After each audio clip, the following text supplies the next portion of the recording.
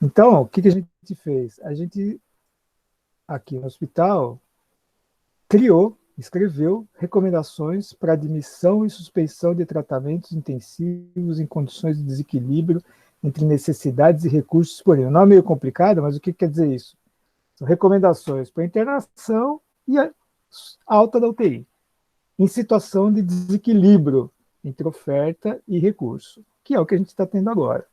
Então, essas recomendações elas foram escritas para este momento que a gente está atravessando agora. Mas vocês vão ver que elas provavelmente servem para a situação que eu estava comentando antes com vocês, de que nós vamos ter, e nós já vimos tendo, de excesso de demanda para pouca vaga de terapia intensiva. Tá? Essas recomendações foram escritas por um grupo de várias pessoas, entendeu? Não foi da cabeça de alguém e tal.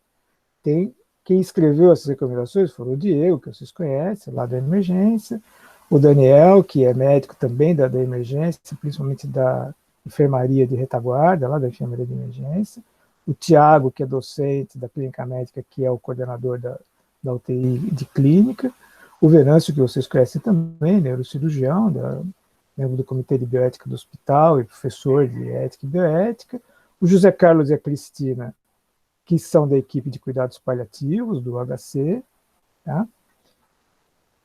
A doutora Thais, que é advogada especialista em direito médico, é uma pessoa que nos ajuda muito, porque ela é técnica de enfermagem, trabalhou no HC até 2 anos atrás, fez direito e se especializou em direito médico.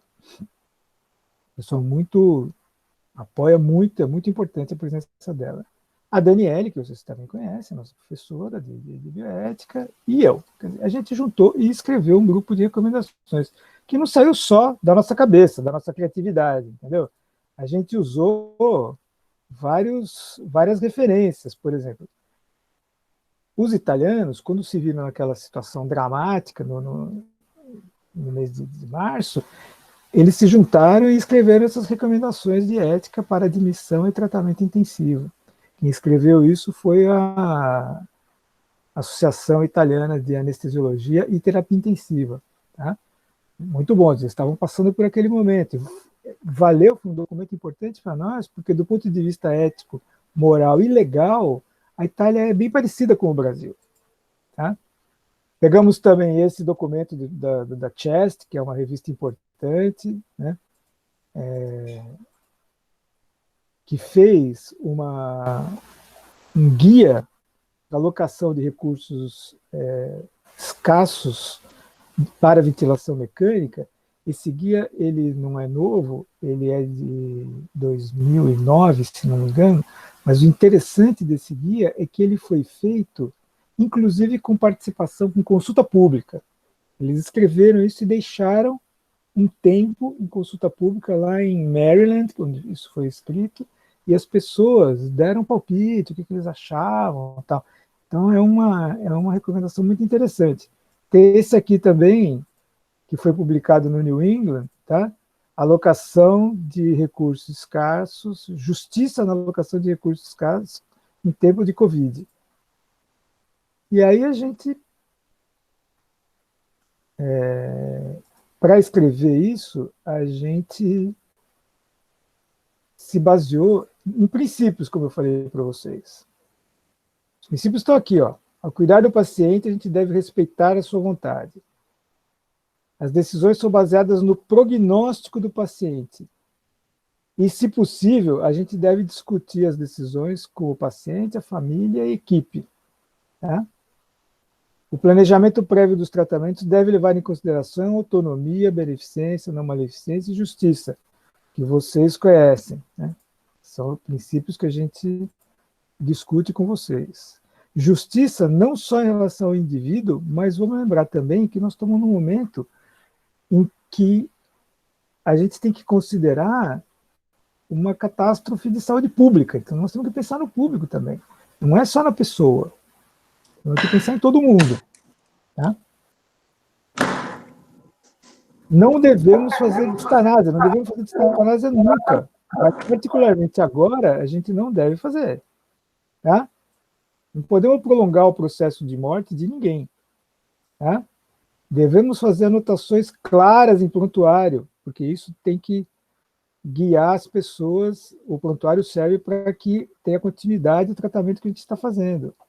Devemos pensar em tratamentos fúteis, ou seja, temos que rever a cada momento que o paciente estiver internado se o tratamento que a gente está aplicando para ele está dando certo, está funcionando. Tá? Temos que, é até necessário pensar na não introdução ou suspensão de tratamentos desproporcionais. O paciente que está internado, não está melhorando, a gente já fez tudo o que a gente tinha que fazer por ele, e ele continua piorando, nós precisamos avaliar seriamente se ele deve continuar recebendo aquele tratamento ou não. Tá? E temos que pensar em princípios de justiça distributiva. Ou seja, como que nós vamos distribuir o que a gente tem com justiça? Vamos lembrar, gente, que é importante que a gente tenha, que a gente siga os princípios e que a gente não deixe que as circunstâncias determinem os princípios. As recomendações é que vêm de princípios éticos que não se alteram com as circunstâncias. E nesses momentos difíceis é que os princípios são mais importantes. Respeitar a autonomia das pessoas e também das equipes, ver qual é a possibilidade de benefício, não fazer mal para as pessoas, distribuir bem os recursos, esses princípios é que tem que ditar as nossas recomendações. A gente escreveu recomendações aqui no nosso hospital, baseados naqueles artigos que eu já mostrei para vocês, e a gente resolveu fazer um tipo de score que levasse em consideração essas 4 coisas que eu estou mostrando aqui. Uma resolução do Conselho Federal de Medicina de 2016 que fala sobre critérios para internação em terapia intensiva. São 5 critérios de acordo com a possibilidade de sucesso. O 1, que é a pessoa que tem a maior prioridade para internar em terapia intensiva, é uma pessoa com uma situação grave, para a qual a terapia intensiva tem mostrado bom resultado e que não tem nenhum outro tipo de comorbidade. Então, essa pessoa é para quem o tratamento em terapia intensiva vai valer mais. Ela é a prioridade para a internação. Tá? Além desse critério do Conselho Federal de Medicina, a gente juntou o SOFA, que talvez você já tenha ouvido falar. SOFA é uma sigla, quer dizer Sequential Organ Failure Assessment, que você vai atribuindo valor. O SOFA vai de 0 a 24, e ele é baseado em alterações de funcionamento de órgão. Tá? Tem mais para frente o SOFA aqui, se vocês quiserem ver, mas isso é fácil de achar, vocês acham em qualquer lugar, essa tabelinha. Quanto maior a pontuação que o indivíduo tem no SOFA, maior a chance dele morrer durante o período do tratamento da terapia intensiva. Um SOFA maior do que 10 é muito ruim. 10, 11. Ele vai até 24. Tá? Então, um SOFA maior do que 10, 11, 12, quer dizer que a pessoa tem já muitas falhas de funcionamento de órgão. Ou seja, o prognóstico dela é pior. Tem um artigo que saiu há muitos anos, na década de 80, de terapia intensiva, mostrando que um paciente que tenha 4 ou mais falências de órgãos ou sistemas, e que depois de 4 dias de terapia intensiva você não conseguiu reverter essas falências, a chance de morte da pessoa é de 100%. Não é 99%, é 100%. A pessoa que está numa terapia intensiva, que tem 4 ou mais falências de órgão ou sistema, que você não consegue reverter em 4 dias, vai morrer. Então, o SOFA ele tenta antecipar isso, você não tem que esperar 4 dias para ver o prognóstico daquele paciente. Você pode fazer o SOFA desde a internação, desde o momento da internação, para ver qual que é o prognóstico de morte daquele paciente.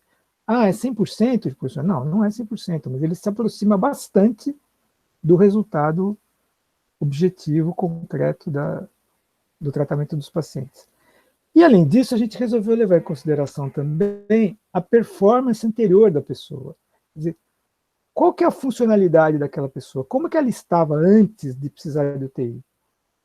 Quanto mais independente e mais funcional estava a pessoa, maior é a prioridade que ela tem para ser internada, porque ela é uma pessoa que provavelmente, se sobreviver ao tratamento na terapia intensiva, ainda vai ter uma vida boa, produtiva, longa. A terapia intensiva, gente, é muito agressiva. Tá? É duro você ficar internado numa terapia intensiva, todas as medicações, todos os cuidados são muito agressivos. Então, se a pessoa não tem muita reserva, se a pessoa já entra na terapia intensiva com uma funcionalidade muito baixa, a chance que ela tem de se recuperar, mesmo que ela tenha alta da UTI, vai diminuindo, é muito pequena. Tá? Para isso, a gente está usando a PPS, a Palliative Performance Scale, que é uma escala, é uma tabela que vocês podem achar facilmente também, que varia de 100 a 0. 100 é a pessoa perfeitamente funcional, faz tudo, come sozinha, toma banho, cuida das contas, tal, levanta, dorme, tal. E 0 é a pessoa morta. Então, a cada funcionalidade que a pessoa vai perdendo, ela vai diminuindo a pontuação dela nessa escala. Uma pontuação em PPS menor do que 50 é uma pessoa com uma funcionalidade muito reduzida, que vai ter uma dificuldade muito grande de voltar a ser independente depois da internação em terapia intensiva. Então, combinando essas três coisas, os critérios de internação do Conselho Federal de Medicina, com o SOFA inicial do paciente e o PPS inicial dele, a gente pode criar uma ordem de internação. Além disso, pessoas com condições clínicas muito graves, trauma grave, queimaduras graves, insuficiências terminais, neoplasias em cuidado paliativo, essas pessoas não são candidatas à terapia intensiva já. Elas não entram nessa disputa. Tá? Vamos entender assim, nenhuma condição da pessoa, de quem ela é, exclui ninguém. Só condições clínicas podem excluir a pessoa. Quer dizer, não interessa se eu tenho dinheiro ou não tenho dinheiro, sou rico, pobre, preto ou branco, entendeu? Isso não influencia na decisão. Inclusive, na nossa recomendação, idade também não influencia.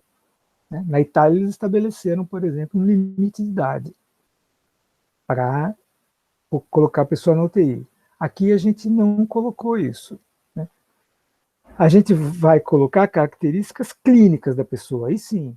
Né? Então, se ela tiver algumas características clínicas, insuficiência cardíaca terminal, uma neoplasia metastática, aí ela já nem entra para fazer esse cálculo para essas recomendações. Gente, isso tudo, vamos lembrar, se eu estiver disputando uma vaga, se eu tiver mais de um candidato para uma vaga. Obviamente que a pessoa pode não se enquadrar nessas recomendações, mas se eu tiver vaga disponível, à vontade, claro que a gente vai colocar. E ela tiver indicação de terapia intensiva, ela vai ser internada, tá? A gente criou esse fluxo aqui, não está muito bom, porque ele é meio pequenininho, eu ampliei, mas olha, dá para ver aqui, olha. Disfunção de órgãos com necessidade de terapêutica de suporte, de terapia intensiva? Sim. Tá, então, calcular o SOFA e avaliar os critérios de exclusão, que eu falei, aquelas condições clínicas muito graves. Se tiver um SOFA menor que 7, tiver insuficiência respiratória, que entra nas classificações do Conselho Federal de Medicina, vai para a UTI. Se tiver um SOFA entre 8 e 11, ou tiver uma disfunção orgânica sem falência respiratória, vai ficar numa unidade de cuidado intermediário esperando vaga para a UTI. Se tiver critério de exclusão, um SOFA maior do que 11, vai para a enfermaria e vai receber outro tipo de cuidado. Tá? Isso na situação que a gente está passando agora. Né? Vamos lembrar daqueles 3 pacientes que estão esperando a gente lá. Nós vamos fazer essa avaliação deles. Ninguém vai ser excluído a priori. Quer dizer, todo mundo a gente vai tentar tratar e internar. Tá? Os critérios têm como base a possibilidade de recuperação do paciente, ou seja, que as necessidades de tratamento que ele tem, o prognóstico dele e o potencial de vida que a gente tenta avaliar através do PPS, né, da funcionalidade do paciente. Não tem nenhuma característica própria da pessoa que não seja relacionada ao seu estado clínico. Então, é preciso entender que o fundamento da decisão está sobre a adequação do tratamento. Tratamento de terapia intensiva para esta pessoa vale a pena? Vai ajudar? Vai salvar a vida dela? É isso que a gente está avaliando. E não se a pessoa vale a pena ser tratada ou não. Entendeu? É se o tratamento vai ser adequado para aquela pessoa. Além disso, gente, vamos também lembrar que ninguém vai deixar de ser cuidado. Todo mundo vai ser cuidado, como estão sendo cuidados aqueles 3 pacientes que estavam lá ontem à tarde, precisando de terapia intensiva, mas que não tinha vaga para eles. A primeira vaga que apareceu, um daqueles 3 foi internado, 2 não foram, mas eles continuaram sendo cuidados, do jeito que a gente puder cuidar. Quer dizer, o princípio que precede tudo isso é que todo mundo vai ser cuidado. Nós vamos tentar arrumar vaga para todo mundo. Para quem a gente não conseguir vaga, nós vamos continuar cuidando. Então, precisamos também tirar a ideia, a impressão que às vezes as pessoas têm, que fazer uma triagem para a UTI é abandonar as outras pessoas. Não é. Nós vamos continuar cuidando das outras pessoas. Apenas que nós não vamos ter vaga na UTI para todo mundo. Tá? Ninguém vai ser excluído de receber cuidado. Ninguém vai ficar na porta. Aqui tem o texto completo das recomendações, depois eu vou mandar isso para vocês, tá?